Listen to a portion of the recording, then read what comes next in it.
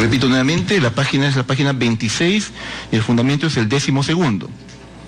Recordemos que el día de ayer el profesor Mejía Suedo, al dar su pronunciamiento sobre la manera en que la Corte Suprema ha analizado el derecho operacional y en particular el derecho operacional aplicado al operativo Nippon 96, ha destacado cómo la Corte Suprema ha tenido bastante cuidado en hacer un análisis con relación a estos temas.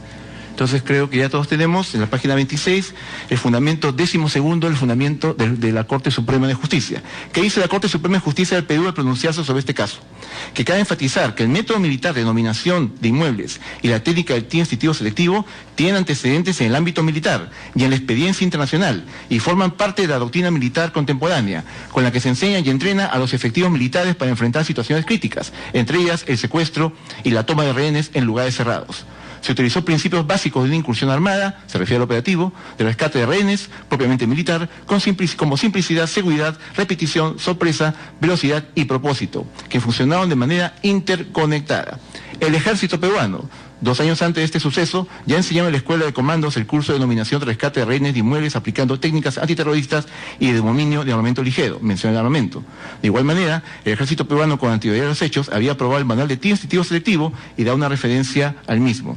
Y de ese párrafo que hemos empezado a leer, el que dice de igual manera, en el punto seguido inmediato dice, el TIS permite un tiro rápido por excelencia, con un alto grado de efectividad en campo abierto y cerrado. Se utilizan los órganos como punto de referencia y se permite disparar 2 cartuchos en un tiempo promedio de 2 segundos, eliminando al enemigo aunque se encuentre una multitud haciendo uso de la selección. El tiro es de 2 disparos rápidos sobre el blanco en un tiempo máximo de 2 segundos, y etcétera, comienza a denominar. El último párrafo de este fundamento 12º es interesante porque la Corte Suprema señala que cabe aclarar que el denominado tiro de seguridad, lo cita entre comillas y sin hacer referencia a que se trate de algo propio, solo se ejecuta en una operación de combate en el desarrollo de enfrentamientos frente a frente. Cuando el delincuente terrorista es impactado, el comando se asegura que ya no sea un peligro de amenaza y sigue progresando en la operación. No hay pues, en estas dramáticas circunstancias, nada de ilegítimo o desproporcionado en la conducta de un miembro de las Fuerzas Armadas en plena acción de combate. Pues bien,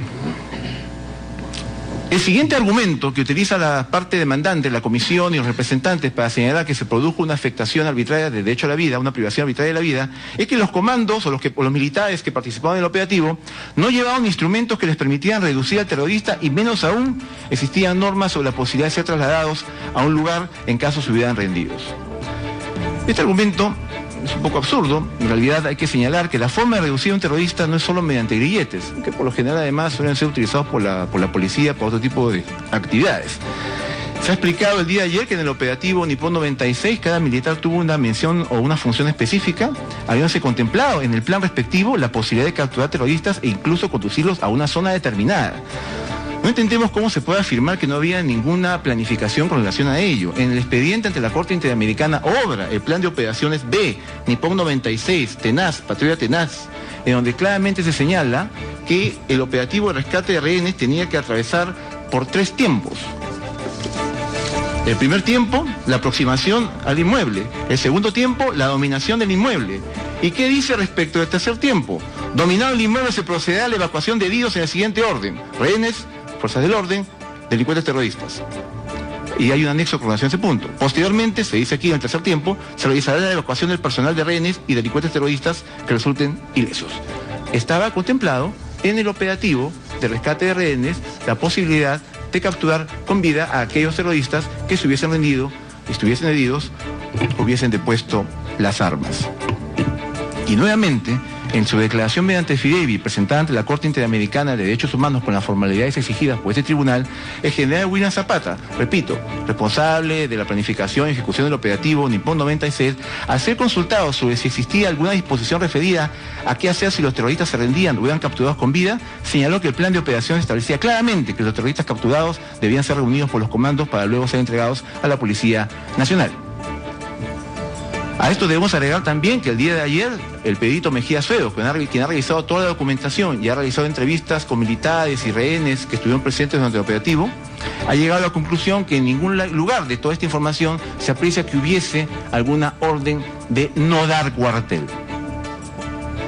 Pues bien, son sobre estas 2 premisas generales que la comisión y los representantes de las presuntas víctimas se que se había producido una privación arbitraria de la vida. Pero recordemos que el caso no lo plantean respecto a los 14 terroristas, sino solamente respecto a 3. Llama la atención que si estas son las premisas generales que sustentan toda la argumentación de la comisión y los representantes, ¿por qué no estamos en un caso respecto a los 14 terroristas y solamente respecto de 3?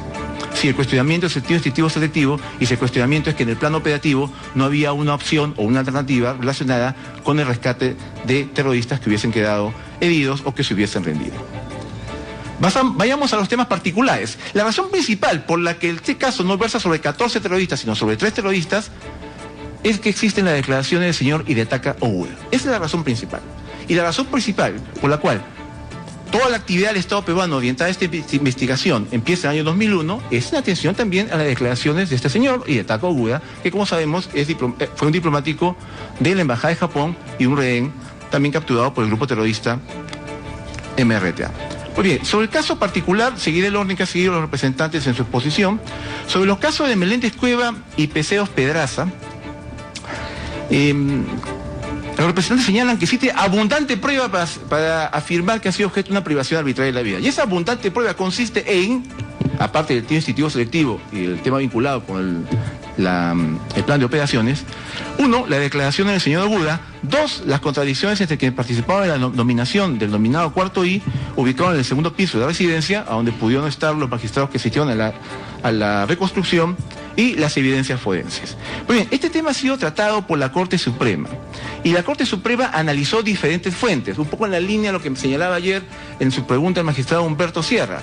No solamente para analizar esta controversia tienen que tomarse en consideración los informes forenses, tienen que tomarse también en cuenta otros elementos, porque los informes forenses, obviamente, por diferentes razones, pueden resultar insuficientes para llegar a una conclusión. ¿Qué hace un órgano en materia penal? Busca también otras fuentes para su análisis, declaraciones, documentos, testimoniales, etc.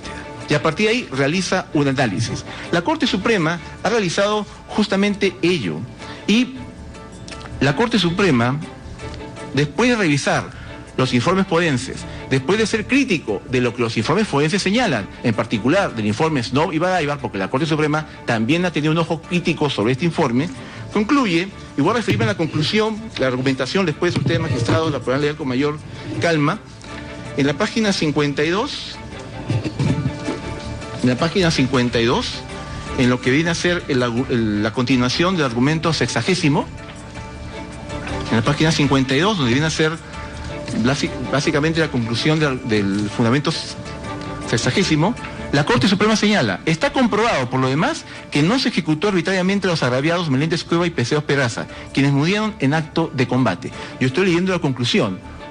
Les pido que antes de resolver esta controversia puedan explayarse en la lectura de la sentencia de la Corte Suprema, en donde indica todas las fuentes que ha tomado en consideración para llegar a esta conclusión de que Meléndez Cueva y Peceos Pedraza murieron en combate.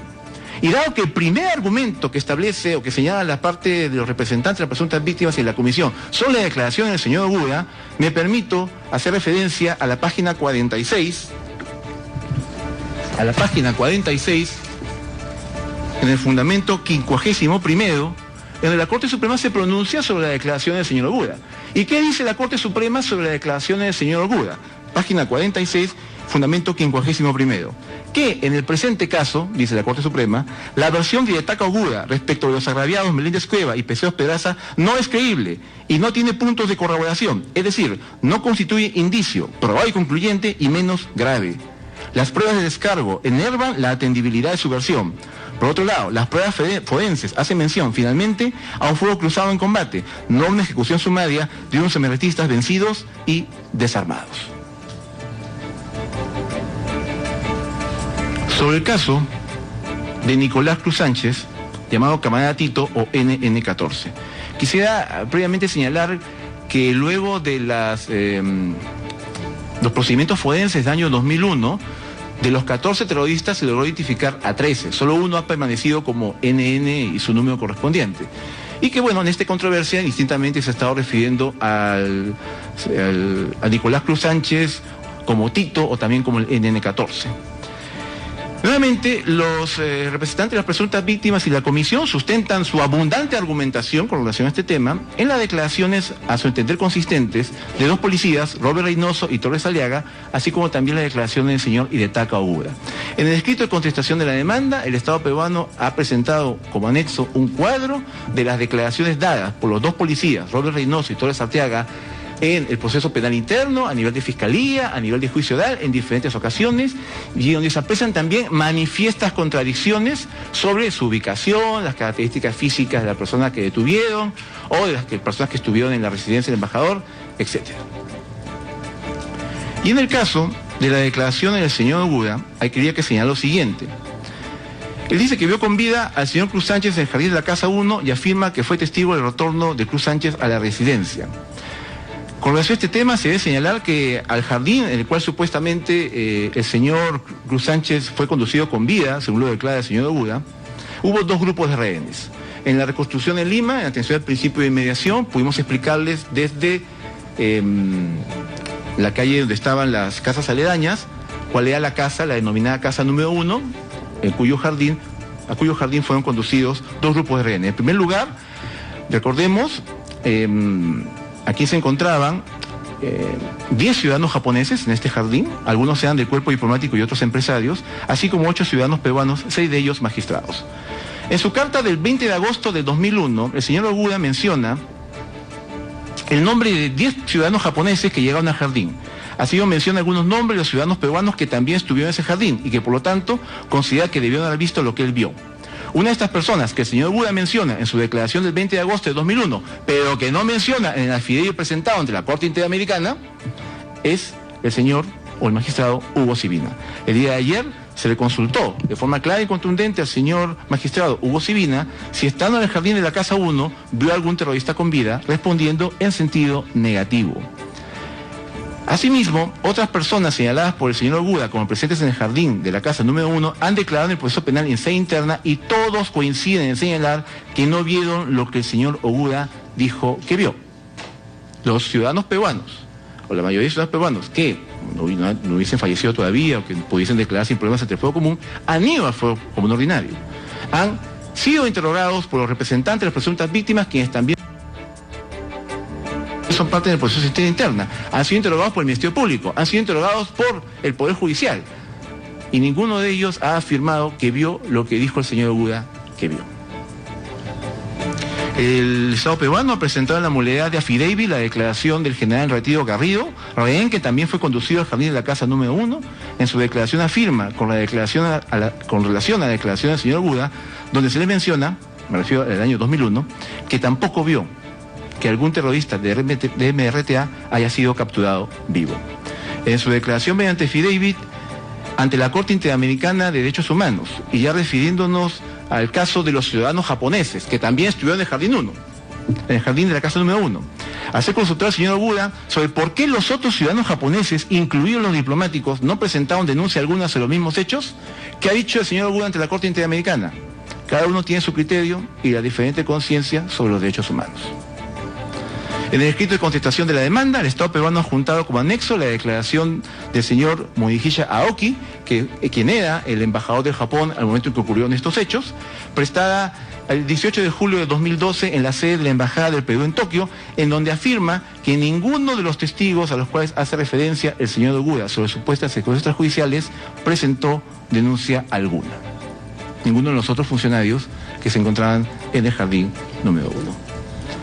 Entonces, de las abundantes pruebas señaladas por los representantes de las presuntas víctimas, se encuentra la declaración del señor Ogura. Hemos dado ya contraargumentos para rebatir esa afirmación, y sobre los informes presenciales, los representantes y la comisión sustentan su posición en los resultados del examen de Snow y Badaibar, donde se señala que Cruz Sánchez había recibido un único tiro estando inmovilizado.